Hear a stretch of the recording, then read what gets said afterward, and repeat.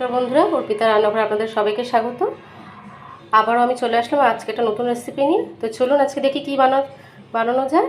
তো আজকে আমি বানাচ্ছি ডিম পোস্ত। তার জন্য আমি এখানে ডিম নিয়েছি, এখানে হচ্ছে কাজু বাটা, পোস্ত বাটা, কুচি করে পেঁয়াজ কাটা, আর কাঁচা লঙ্কাটাও চিড়ে নিয়েছি।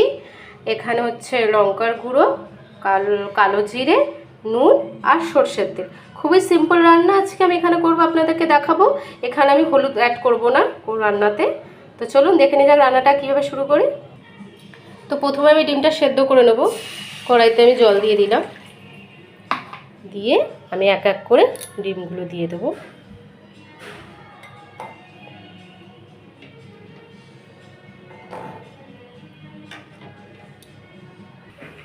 তো বন্ধুরা, ডিম আমার সেদ্ধ হয়ে গেছে।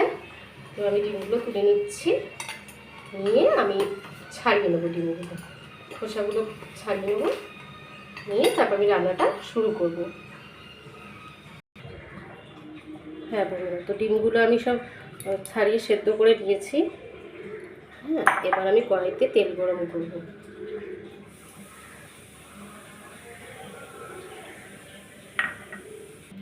কড়াইতে তেলটা গরম হয়ে গেছে।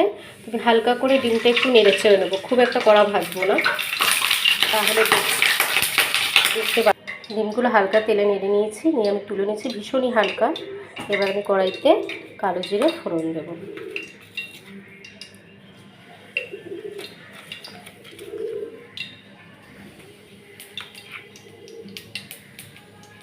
এবার আমি কড়াইতে কেটে রাখা পেঁয়াজগুলো দিয়ে দেব, আর একটু বেশ লাল লাল করে ভেজে দেব।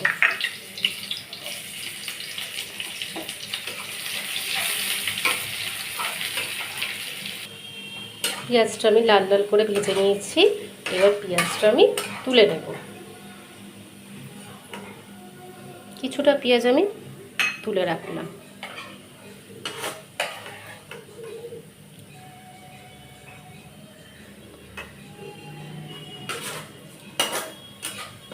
আপনারা দেখতেই পাচ্ছেন এখানে অল্প তেল আছে, আর এর তেলের মধ্যেই আমি কাঁচা লঙ্কা চিড়ে রাখা কাঁচা লঙ্কাগুলো দিয়ে দিলাম। এবার একটু নেড়ে নেব। কাঁচা লঙ্কাগুলো তেলে দিলাম, তার কারণ হচ্ছে এর গন্ধটা খুব সুন্দর বেরোবে। এবার আমি এতে পোস্ত বাটাটা দিয়ে দেবো, পুরোটাই দেবো। আমি যতটা বেটে রেখেছিলাম ততটাই পোস্ত বাটা আমি দিয়ে দেবো। দিয়ে এবার আমি পোস্তটাকে ভালো করে একটু ভেজে নেব।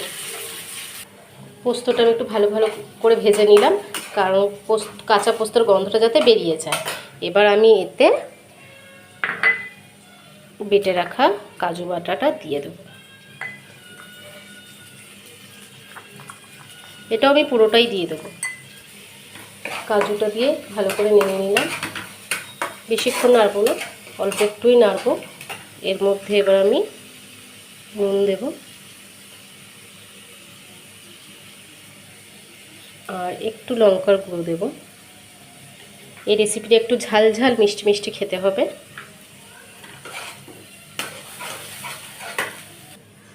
আমার মশলাটা ভালো করে নাড়া হয়ে গেছে। এবার আমি সামান্য পরিমাণ জল দেব, দিয়ে আবার কিছুক্ষণ নাড়তে থাকবো।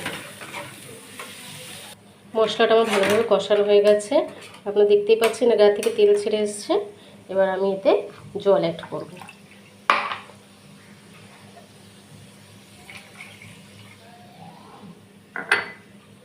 এবার আমি এখানে ডিমগুলো দিয়ে দেবো, দিয়ে আমি ঝোলটাকে একটু ফুটিয়ে নেব।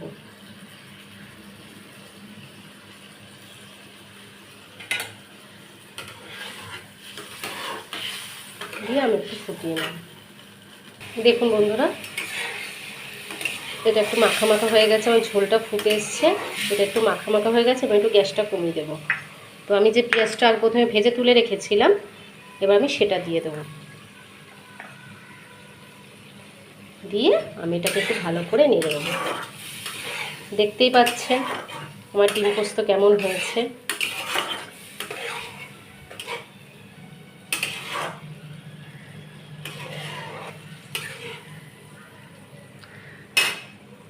এবার আমি আমার ডিম পোস্তটা নামিয়ে নিলাম।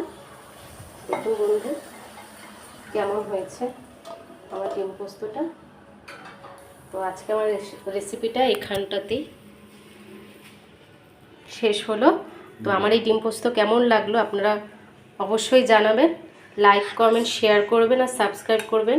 আমার রান্না যদি আপনাদের ভালো লাগে তাহলে আপনারা অবশ্যই আমাকে জানাবেন যে আমি কেমন রান্না করি।